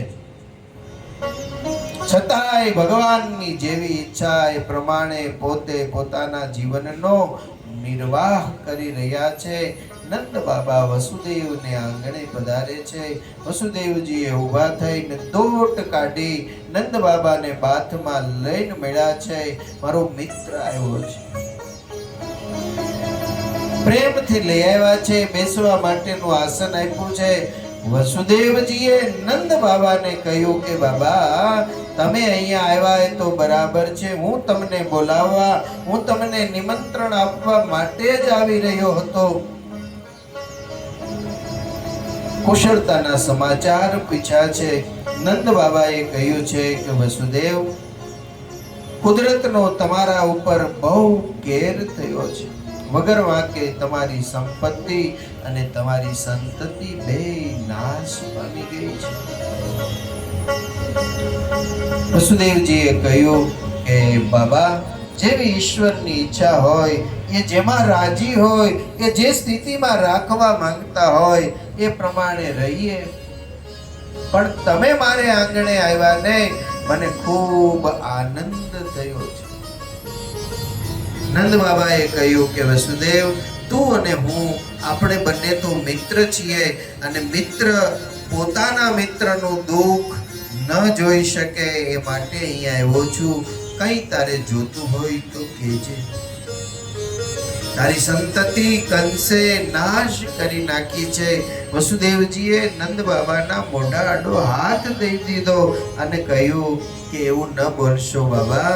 મેં એવું સાંભળ્યું છે તમારે ત્યાં દીકરાનો જન્મ થયો છે. તમારો દીકરો એ મારો જ દીકરો છે ને, બસ એને જોઈને હું રાજી થઈશ. બંને મિત્રો સુખ દુઃખની વાતો કરી રહ્યા છે અને આ બાજુ ગોકુળમાં કંસેન પ્રહિતા ઘોરા પૂતના બાલઘાતીની શિશુન સંચાર નિઘ્નંતી પૂર ગ્રામ વજાદીશુ. એક પછી એક ગામડામાં જઈ નાના તાજા જન્મેલા 10 દિવસના જન્મેલા બાળકોને રમાડવાના બાને લઈ એનું મોઢું મરડીને, એની ગળકી દબાવીને, એને શ્વાસ રૂંધીને ગમે એમ કરીને મારી નાખતી આ પૂતના ચાલતા ચાલતા ગોકુળમાં આવી છે. નંદ યશોદાને આંગણે આવી છે. યશોદા મૈયાની ગોદમાં બાલ પ્રભુ હતા. પૂતનાએ વિચાર કર્યો કે આ બાળકને નીચે મૂકે એટલી વાર છે. યશોદાજીએ પૂતનાને આવેલી જોઈ પણ સુંદરીનું રૂપ ધારણ કરીને વેશ બદલાવીને આવેલી હતી, એટલે યશોદા મૈયા ઓળખી ન શક્યા. એને એમ થયું કે ગોકુળમાં તો ઘણી બધી ગોપીઓ છે, બધીને હું ઓળખું છું, પણ આ કોઈ નવી આવી એવું લાગે છે. કઈ વાંધો નહીં, મારે ત્યાં લાલાનો જન્મ થયો છે, એના દર્શન કરવા માટે, એને રમાડવા માટે કોઈ બાજુના ગામમાંથી આવી હશે એમ માની બેસવા માટે એને કહ્યું. ઓસરીની કોરે પૂતના આવીને બેઠી છે. માં યશોદાના ખોળામાં બાલપ્રભુ હતા. યશોદા મૈયાને કંઈક કામ યાદ આવ્યું, ગોદડી પાથરી બાલપ્રભુને સુવડાવી અને યશોદા મૈયા ઓરડામાં ગયા. અહીંયા પૂતના ઊભી થઈ, બાલપ્રભુ સૂતા હતા ત્યાં ગઈ, ત્યાંથી બાલપ્રભુને તેડી પોતાના ગોદમાં સુવડાવ્યા છે. પાલવનો છેડો મુખ ઉપર ઢાંકીને સ્તન ઉપર કાલકૂટ વિષ લગાવીને આવી હતી. એ સ્તન બાલપ્રભુના મુખમાં આપ્યું, પણ બાલપ્રભુ છે એ આંખો બંધ કરી ગયા. પૂતનાને બાલકૃષ્ણલાલે દ્રષ્ટિ નથી આપી. ભગવાન ઘણીક વાર એવા માણસો એના દર્શને જ્યારે આવે છે ત્યારે એને દ્રષ્ટિ આપતા હોતા નથી. એક ભગત રોજ ભગવાનના દર્શન કરવા આવે, રોજ ભગવાનના દર્શન કરવા આવે. એમ કે હે પ્રભુ, હું તમારા દર્શને આવું છું, મારો દિવસ સારો જાય. હે પ્રભુ, હું તમારા દર્શને આવું છું, મારો દિવસ સારો જાય. 15 દિવસ દર્શને આવ્યો. એક દિવસ દર્શન કરવા આવ્યો ને તો ભગવાન મોઢું ફેરવીને ઊભા હતા. હવે ભગવાન મોઢું ફેરવીને ઊભા હતા ને આમ ભગવાનની સામે જોયું તો ભગવાનનું મોઢું આમ ફરેલું હતું. એને ભગવાનને પૂછ્યું કે હે પ્રભુ, આ હું તમારા દર્શન કરવા આવું છું, તમારા દર્શન હું કરું તો મારો દિવસ સારો જાય એટલે તમારા દર્શને આવું છું, તમે કાં મોઢું ફેરવીને ઊભા? તો કે અમારે કોક દિવસ સારો જાય એવું, આ તારા દર્શન કરીને મારો દિવસ ખરાબ જાય છે એટલે આજ મોઢું ફેરવીને ઊભો છું. એટલે ઠાકોરજી, આપણે દર્શન કરવા આવીએ ત્યારે મોઢું ફેરવી જાય એવું આપણું ચરિત્ર ન હોવું જોઈએ, એવી આપણી ક્રિયા ન હોવી જોઈએ. એ રાહ જોઈને ઊભા રહેવા જોઈએ કે હમણાં આવશે, હમણાં આવશે, હમણાં આવશે. એની સામે આપણે પણ એવી ટેક રાખવી જોઈએ હો, તો થાય. કેવી ટેક? જે દિનમાં એ દર્શન નવ પામું રે, તે દિન વીતે રોઈને, એ મારા નેણા ટલે છે જોઈને. રહી છું મોહન સંગ મોહિને, રે મારા નેણા ઠરે છે જોઈને. અનંત કોટી બ્રહ્માંડના આધાર ભગવાન સહજાનંદ સ્વામી ગઢપુરમાં પંચભૌતિક દેહનો ત્યાગ કરી અને ગયા. પંચભૂતનો દેહ લક્ષ્મીવાડીમાં પંચભૂતમાં વિલીન થઈ ગયો અને પ્રેમાનંદ સ્વામી ગોપીનાથજી મહારાજની મૂર્તિની સામે ગયા અને મૂર્તિની સામે બેસી અને પ્રેમાનંદ સ્વામીએ ગોપીનાથજી મહારાજને એમ કહ્યું કે મહારાજ, મુખડું એ જોયાનું હતું ને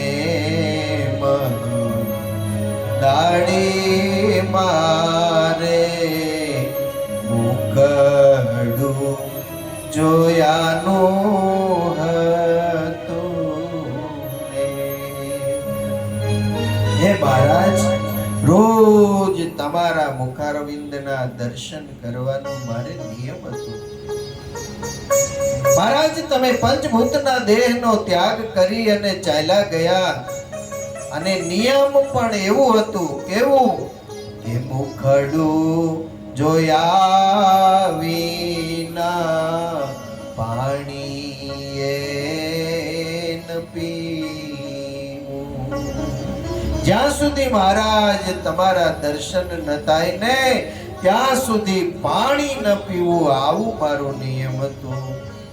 એનું મારે કરવું કેમ, દાડી મારે મુખડું જોયાનું હતું ને. એ મહારાજ તમારા મુખારવિંદના દર્શન ન થાય ને ત્યાં સુધી હું જલપાન ન કરું, આવો મારો નિયમ હતો. મહારાજ તમે મને મૂકીને ચાલ્યા ગયા છો, હવે મારે કરવું કે? ગોપીનાથજી મહારાજની મૂર્તિમાંથી ભગવાન સહજાનંદ સ્વામી પ્રેમાનંદ સ્વામીને દર્શન આપે. એ ગોપીનાથજી મહારાજની મૂર્તિમાંથી એ ભગવાન સહજાનંદ સ્વામી બ્રહ્માનંદ સ્વામીને દર્શન આપે. એટલું નહીં, પોતે પહેરેલી માળા પહેરાવે.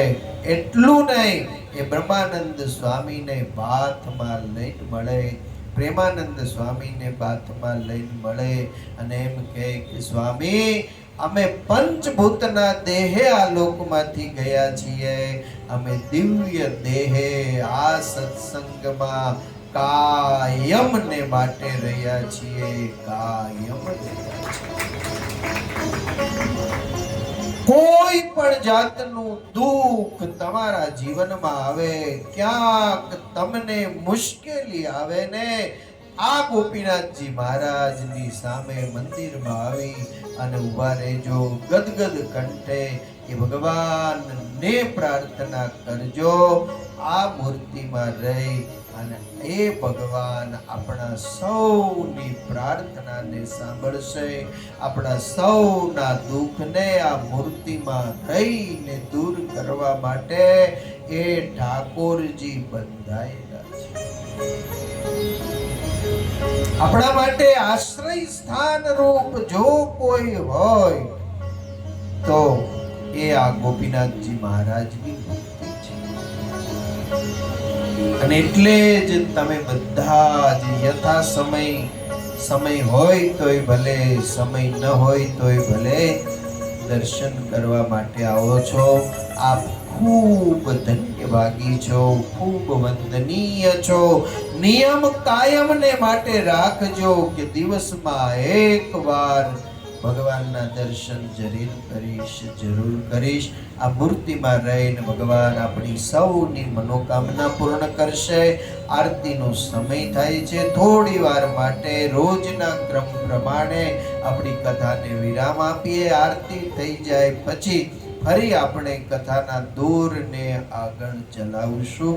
ત્યાં સુધી હરિનામ સંકીર્તન કરીએ, અહીંયા બેઠા બેઠા આરતીના દર્શન કરીએ અને દર્શન કર્યા પછી ફરી કથાના દોરને આગળ સ્વામિનારાયણ સ્વામિનારાયણ સ્વામિનારાયણ સ્વામિનારાયણ સ્વામિનારાયણ સ્વામિનારાયણ સ્વામિનારાયણ સ્વામિનારાયણ સ્વામિનારાયણ સ્વામિનારાયણ સ્વામિનારાયણ